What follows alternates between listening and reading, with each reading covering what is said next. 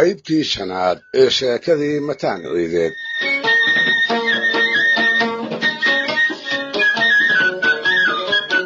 dhegaystayaal, muddo hadday mataan qoortu kor ugu taagnaydoo falalkiisii silloonaa iyo magaciisiiba bari iyo bogox lagaga haasaaway ayuu maalintii dambe geelooda dhexdiisa kadalloob u fadhiistay. hami baa ku soo kordhaye dhulkii buu jifeeyey. hal iyo faras baxdow ah ayaa mooradiisii ka batay. barbaar turuqya waaweyn oo wada okobon ah garabkiisa ayuu ku arkay.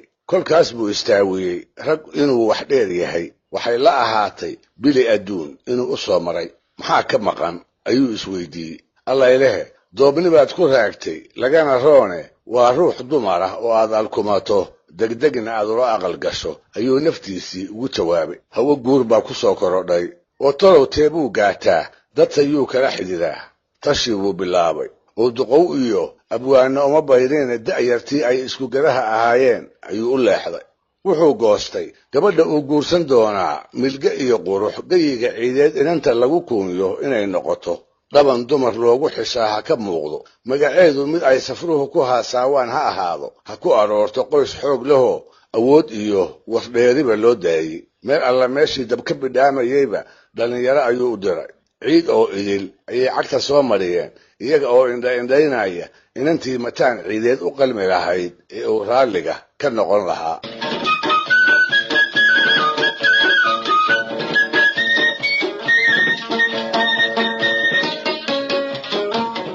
ina hebeshii loo soo sheego wax uu ka maagto oo uu wuxuun ku dhaliilaba, ugu dambaystii ayaa barbaar geenye qodban ku joogaa uu geedkii uu fadhiyey kaga degay.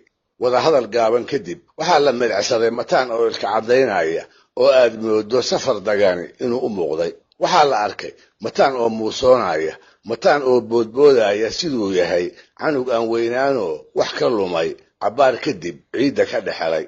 allaylehe, gabadha laguu sheegay way kuu qalantaa. reer la yaqaan way ka dhalatay. bilic aan dumar loogu wada deeqinna waa loogu deeqay laguna galladay. qorshe iyo quluud wanaag haween loogu xisho oo dhan baa lagu tilmaamay. oo waa tuma, waa Salaada Yuusuf.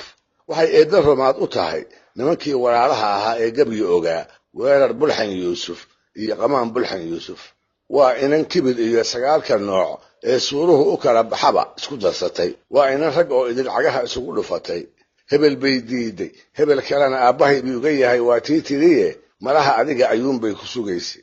qoodhay iyo xeraday maanta ayaa guur kuu eg yahay. isbandhigoo doobnimo lama ammaanine reer yeelo.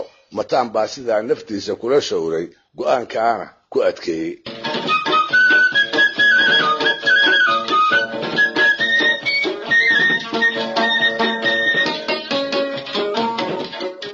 sideeda bannaanse guur waa doonis ama waa la bixide labada tabteebuu raacaa. ileen xodxodo iyo is-afgarasho ayaa ka horraysa. gabadhana hadal idiinma horraynine la bixid iyada haba soo qaadin. midda kale, tabta la bixidda waxaa u irkada nin cayra oo xoolo adduun ku yar yihiin, yarad badan in la weydiistana ka cararayee maxaa mataan uga dana. inuu doono ayay tala kaga dhammaatay. raggiisii kuwii uu ugu kalsoonaa ayuu urursaday. dabadeedna qoyskii ay Salaada ka dhalatay ayuu fardihii u hensaystay. isla markiiba wuu u dadab galay. la isma haybsan oo waa la isyaqaan. waa xigta isku degaanahoo isku ceel iyo carshin ah. kolkaas buu ma leexleexanine inuu Salaada doonayo reerkii diirka uga qaaday. gabdhaha oo la isu diidaa Soomaalida xeero ma ahayne waa lala xaajooday. dabadeedna waa loo carab laalaadiyey. geel iyo fardo iyo yarad imisaad bixinaysaa doodu kama jooginoo lagu murmimayn. maxaa yeelay waxaa la ogaa mataan inuu yahay wiil hoog ammaan jecel oo diyaar u ah rag inuu ka fooro, xididkana wax sheeka reeba uu guddoonsiin doono. hawlaarsan baa codsigiisii lagaga jawaabay. Salaadana waa la siiyey.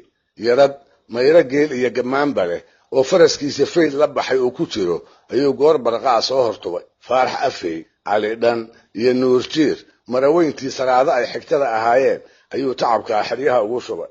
iyaguna wixii xidid laga filan jiray oo qalqaalo ah ayay ku dhaqaaqeen. raggu ha wada hadlo, gabar ha laysa siiyo, yaradna ha la kala qaatee. talow Salaada arrintu halkee bay ka taagnayd? maxaa madaxeeda ku wareegayey? inuu mataan soo doonay oo hablo oo idil iyada ka doortay magallad bay u qaadatay, mase laba calooliyo baa ku dhacay. waxay istiri waxa geyiga ciideed rag ku dhaqan, maxaa tolow ninkan kaaga soo soocay?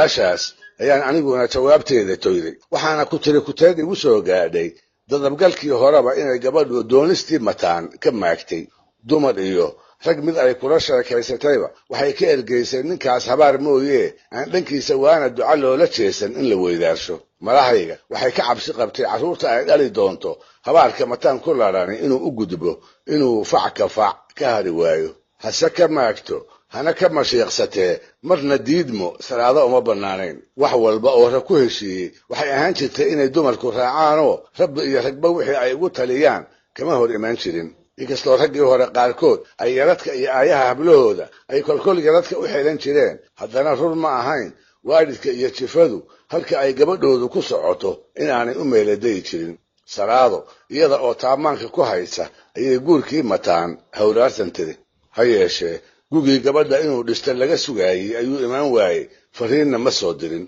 xagaagii xigayna lama arag dayrtii haddii la gaadhayna ma soo joogsan waxaase yaab loo wada go'ay gugii labaad kolkuu da'ay welina aan wax war ah xaggiisii laga helin muxuu talow mataan maagan yahay ayay dadkii yaqiini ishaybiyaan waayeel iyo dhallinyaro rag iyo dumar iyada oo wixii uu damacsanaa ay cidina suurayn la'dahay ayuu maalintii dambe tix gabay ah soo dhiibay waxay ahayd tix ay ka muuqato inaanu inantaba dan sidaas ah ka lahayn kalgacal sii ridanna aanu u haynin bilsoonqaad iyada oo lagu jiro ayaa dhallinyaradii salaado u timidoo waxay u sheegeen gabagabadii tixdaasoo ahayd soonkan iyo soonkiis haddaad socotaday weydo iga samir salaadooy ilaah nimuu ku siiyaaba